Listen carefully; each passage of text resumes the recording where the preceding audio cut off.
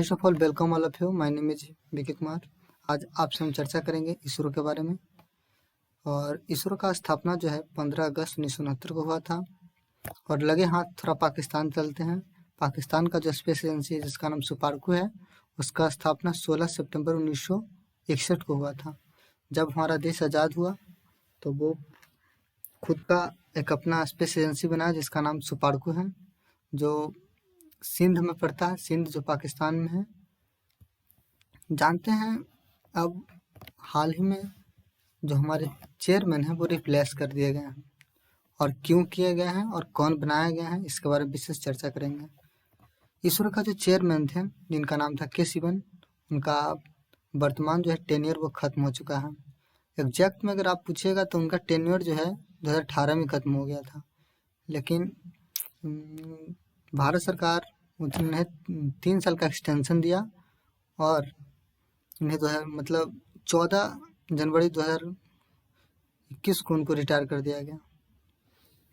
अब जो हाल ही में पदभार संभाला है जिनका नाम है एस सोमनाथ।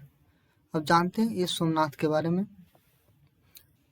एस सोमनाथ जो है एक ग्रह चेयरमैन होंगे इसरो का, और वर्तमान में जो है विक्रम साराभाई रिसर्च सेंटर का डायरेक्टर हैं।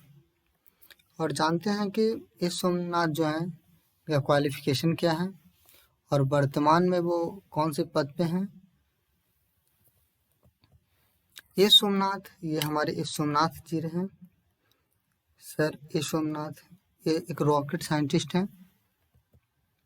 और इनका जो अगर क्वालिफिकेशन के बारे में बात करते हैं तो ये जो बीटेक है वो मैकेनिकल इंजीनियरिंग से किए हैं, और एमटेक जो है aerospace engineering from Indian Institute of Science in Bengaluru से किए हैं। और ये जो इसरो है 1985 में ज्वाइन किए थे। अब जानते हैं कि इनका अहम भूमिका क्या रही इसरो में। देखिए, इसरो जो है ये एक स्पेस रिसर्च सेंटर नहीं है, ये हमारे देश की आन बान और शान है। जिस तरह हर देश का एक अपना स्पेस एजेंसी होता है, उसी तरह हमारा देश का खुद का स्पेस रिसर्च सेंटर है जिसका नाम इसरो है। ये हाल ही में ब्राज़ील का सैटेलाइट लॉन्च किया। ये सब देखकर मुझे बहुत ही बेहद खुशी होती है, मुझे गर्व महसूस होता है इसरो को देखकर। लेकिन हाल ही में इसरो का एक बहुत बड़ा फेलियर भी हुआ जिसका नाम था चंद्रयान 2 मिशन, जैसा कि आप जानते हो।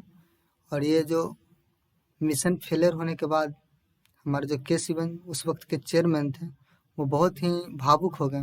भावुक कहने का मतलब वो उस टाइम प्रधानमंत्री नरेंद्र मोदी थे, वो खुद उस टाइम वहाँ पे थे और उनको गले लगा कर रोने लगे।